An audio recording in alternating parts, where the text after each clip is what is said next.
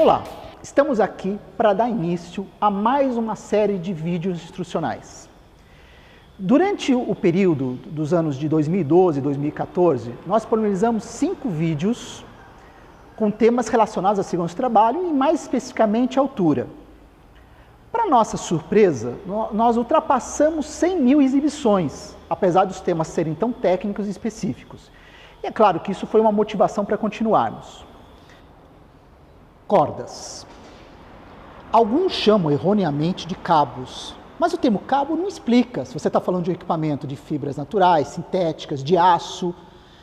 Então, o aconselhável é a gente aprender, a gente se acostumar a chamá-las de cordas.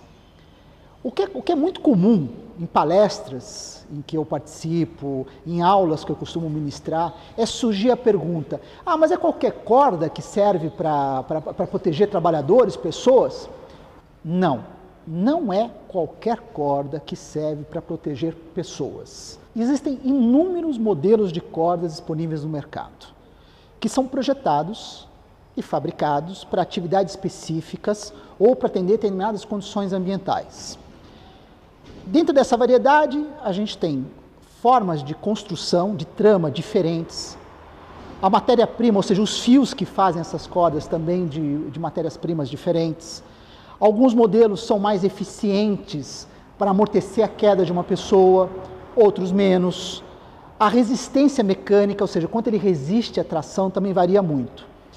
E dentro disso, até mesmo cordas de aparência semelhante, de mesmo diâmetro, podem apresentar valores muito diferentes. Então, volto a dizer, não é qualquer corda que serve à proteção de pessoas. Eu vou chamar de cordas de segurança aquelas que foram projetadas e fabricadas para pessoas. Então, o que eu quero dizer com isso? Elas têm as características para garantir a segurança de um trabalhador ou de um esportista que eventualmente venha usar ela para acesso ou até mesmo para amparar a queda de alguém. Também são usadas para operações de resgate, salvamento, em que envolve vítimas humanas. E entre as cordas de segurança existe uma variedade. E são classificadas pela construção ou pela elasticidade. As cordas mais populares são como esta aqui ou esta, que são cordas enroladas. Nós temos esse padrão de corda, é uma corda de 12 milímetros e ela já é composta de partes. Então eu vou deixar essa corda por dentro de quadro, mas existe a corda padrão NR18, uma alma e 3 capas, uma sobre a outra. Estas outras cordas são as que seguem o padrão internacional. A corda que nos interessa é o modelo que segue o padrão internacional. Então as melhores cordas hoje disponíveis no mundo são compostas basicamente de 2 partes. A interna, que a gente chama de alma, e a externa, que seria a capa para proteger essa alma, que é conhecido como capa e alma. Desde 2011, nós já temos uma norma brasileira, que foi publicada pela ABNT, a NBR 15986, que estabelece critérios para a construção desse tipo de corda e a metodologia de ensaio, de testes. A outra classificação de cordas vai pela elasticidade delas. Nós temos um modelo de corda que é muito específico. É usado em ambiente de trabalho, é usado em ambiente industrial, mas com poucas aplicações. Este tipo de corda, ela foi projetada, fabricada e ela é vendida para um uso específico: amparar a queda de pessoas. E aí ela tem que ter uma característica, ela tem que ser uma corda que tem elasticidade suficiente para funcionar como um bom amortecedor de quedas. Então uma corda como essa, pelos padrões europeus, ela vai ter uma elasticidade que vai de 7 a 10%. Isso significa que se você colocar um peso de 80 quilos, ela vai esticar de 7 a 10%. Mas como eu falei, essa corda é muito específica. Para o dia a dia de trabalho, nós temos uma corda como essa da Plasmodia, que vai ter mais ou menos 1/3 da elasticidade da outra. Aí, pelos padrões internacionais, dependendo do diâmetro, matéria-prima, como é construída, vai de 2 a 4% de elasticidade. Quer dizer, com os mesmos 80 quilos, ela vai esticar de 2 a 4%. Ou seja, ela tem alguma elasticidade, ela tem uma capacidade de amortecer uma queda dentro de algumas limitações, mas também não é elástica demais, então não tem inconveniência de esticar muito para determinadas tarefas, para determinadas funções. A ABNT significa Associação Brasileira de Normas Técnicas, com a publicação da norma de corda de 2011, a tal NBR 15986, trouxe para o Brasil, então, o padrão internacional, né, o modelo que é usado nos Estados Unidos, Europa. Mas o mais importante é que essa norma ela traz uma rigidez muito maior com relação à metodologia de ensaio e testes. Porque a corda padrão NR18, o que a norma exige é que os fabricantes façam testes regulares de tração. Então, o que você tem como resultado é um valor de resistência mecânica. Este tipo de corda, que atende a NBR 15986, ela passa por 12 ou 13 testes diferentes para se provar que ela realmente está adequada em conformidade com a norma. Só para citar alguns deles. O primeiro deles é um teste de tração para se avaliar a resistência mecânica da corda. Isso é feito sem terminações, quer dizer, ou seja, é para saber quanto esse conjunto de fios de trama consegue suportar de força aplicada. Essa mesma norma vai exigir que você refaça o teste com uma outra amostra da mesma corda, mas aí com as terminações, que normalmente são nós. Não é só, tá? Tem outras formas de você fazer uma terminação na corda, mas o mais comum são nós. E tem o teste dinâmico, que se constitui de 5 quedas consecutivas, com um fator de queda 1 e uma massa de 100 kg.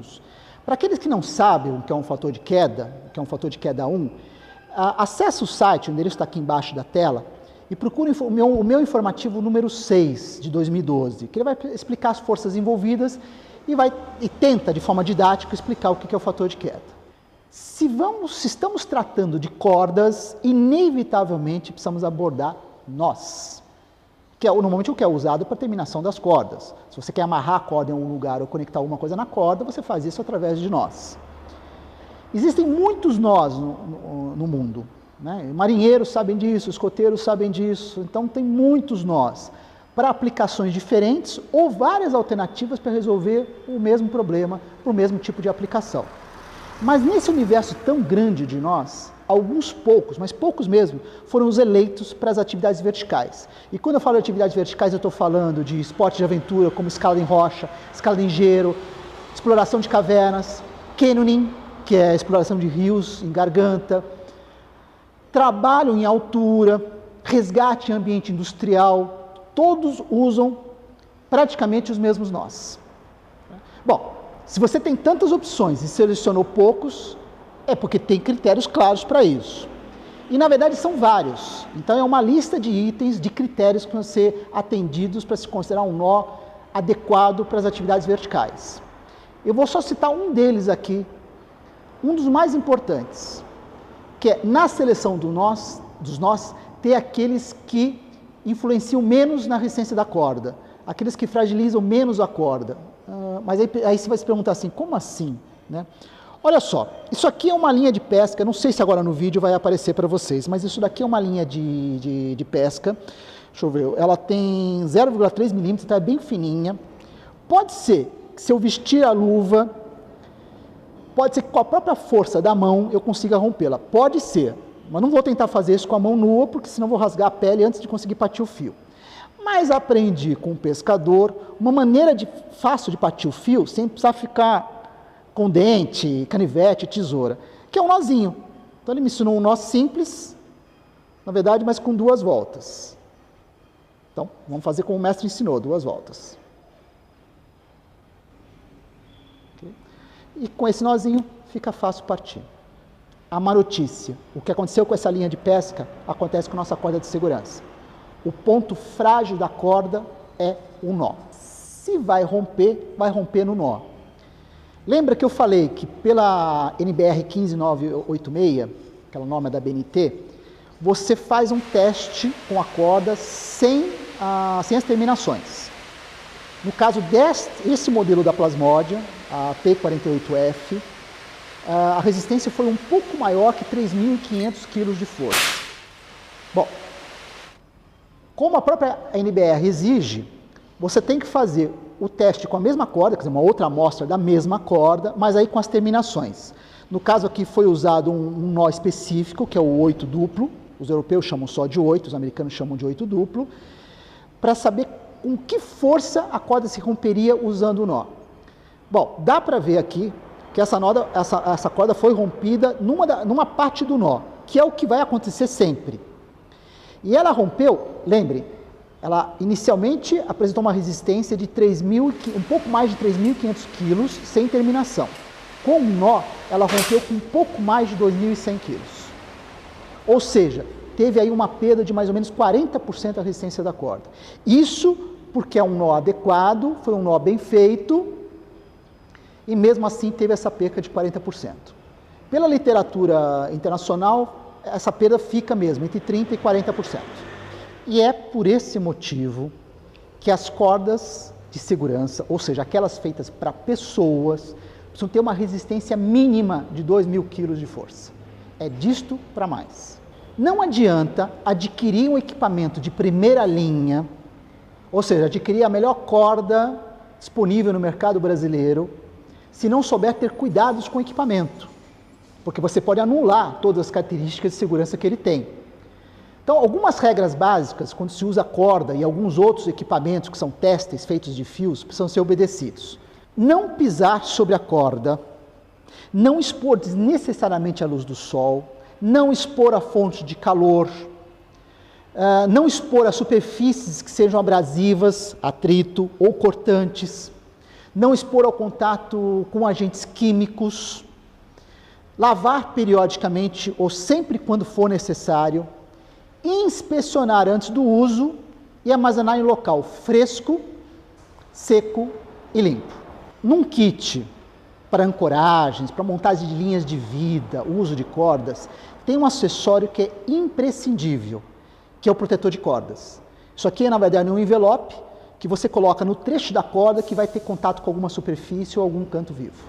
Uma solução de custo baixo e até bastante eficiente é usar pedaços de mangueira velhas, aquelas que estão sendo substituídas, descartadas, cortar pedaços para usar como protetor de corda, porque esse material é um excelente protetor, ele é muito resistente e protege bem a corda. O inconveniente de você usar uma solução improvisada assim, é que esses pedaços são volumosos e pesados. Então, na hora de transportar, carregar, colocar no fundo da mochila, realmente faz diferença se você está usando um protetor, como eu mostrei, ou pedaços de mangueira.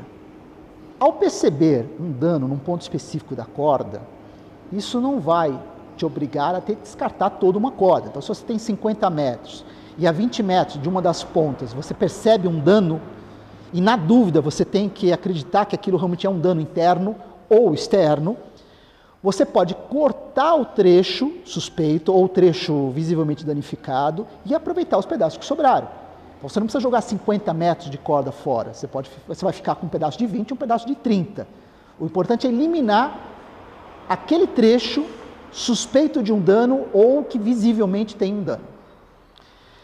Só que cortar a corda não é simplesmente pegar uma lâmina e passar. Por quê? Porque uma corda, na verdade, é uma trama de fios. Não tem nada que esteja unindo esses fios a não ser um fio sobre o outro. Para que você não perca a corda em uso, ou seja, não deixar que essa trama vai se desfazendo conforme você usa, aí você tem que ter o cuidado de cortar e derreter as pontas para que elas se unam, como está essa. Tá? E aí o macete de colocar uma fita adesiva, qualquer uma, para você, enquanto corta, os fios não irem se abrindo. Então essa fita adesiva é só para manter as pontas unidas enquanto você está cortando. E no final do acabamento é você usar uma fonte de calor, pode ser uma superfície quente, pode ser um isqueiro, né, para você queimar essas pontas e garantir que essa trama não se desfaça. Dentro de empresas que você pode ter várias cordas em uso, vários trabalhadores que lidam com essas cordas, aí uma recomendação que é bastante importante, que é na hora de fazer esse corte, quer dizer, fazer as pontas das cordas, dá um acabamento especial. Colocar dados da corda na ponta, e você pode usar essas terminações de corda que se contrai com calor. Então, um secador de cabelos, tem os sopradores quentes, ou mesmo um isqueiro, você pode fazer isso daqui, se contrair sobre a corda e aí fixar a informação que você precisa. Isso dá um bom acabamento para a corda e te garante os dados básicos dela. Eu espero que o pouco que eu pude compartilhar nesse vídeo instrucional ajude nas rotinas de trabalho em altura. Lembrando que corda não se usa só em trabalho em altura, né? Espaços confinados, resgate e algumas outras atividades. O próximo vídeo, o de número 7, vai dar continuidade a esse tema, mas vai abordar o manuseio, o transporte e o armazenamento de cordas. Nos vemos lá.